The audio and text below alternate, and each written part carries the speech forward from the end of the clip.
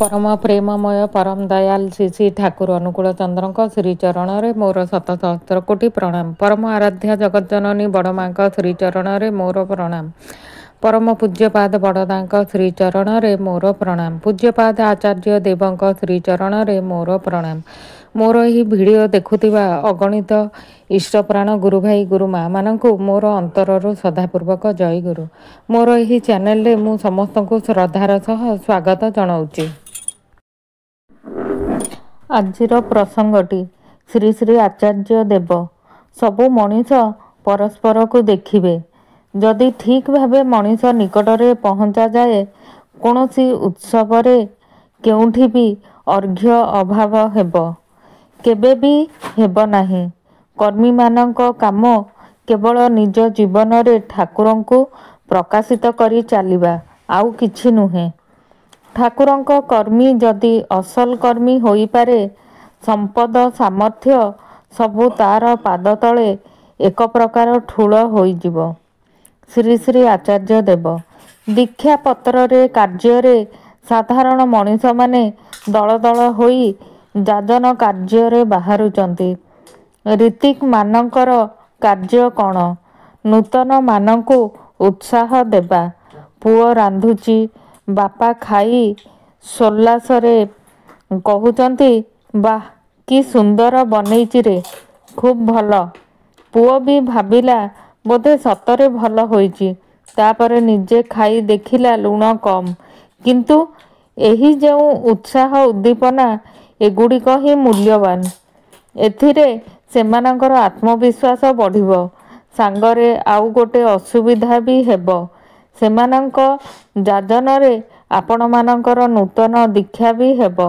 गोटे पुओ चोर लोकंक तड़ा खाई पलाई न पारी देह सारा पाउंस बोली गछ तले धुनी जलाई बसी पड़िला। लोक आसी देखती जड़े साधु बाबा बसिचंती।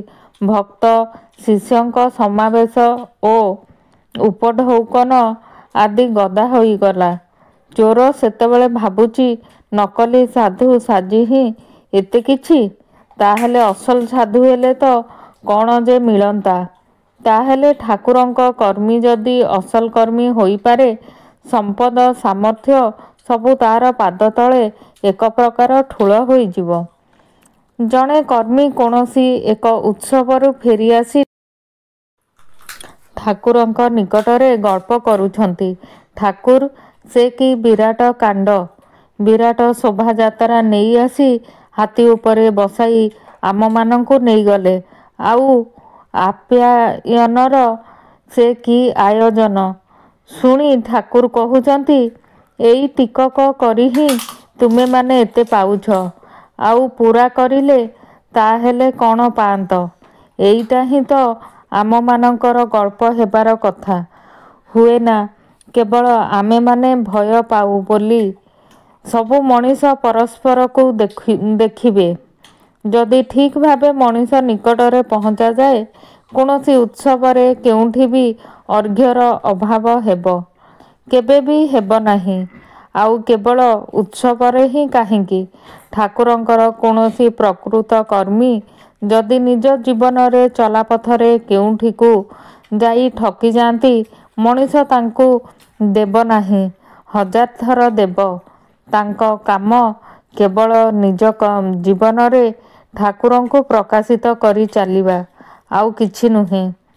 श्री श्री आचार्य देवंक एही प्रसंगटी आपण मानकु किपरि लागिला भल लागिथिले लाइक करिवे आउ सब्सक्राइब करने को जमारू भी भूलिबेनी। जय गुरु। बंचिबाकू हेले भगवान दरकार। श्री श्री ठाकुर आम मानंकर काम हैला जोंथिरे ईश्वरंक प्रति गुरुंक प्रति भक्ति हुए ताहा ही करिबा। भ्रांत उपदेश रे मनीषर अकल्याण हुए। आजिकाली अनेक कहे भगवान देई कौन हब किंतु बंचिबाकू हेले ही भगवान को दरकार। भगवान को चाहिबाकू हेले भलर पथरे जिबाकू हब।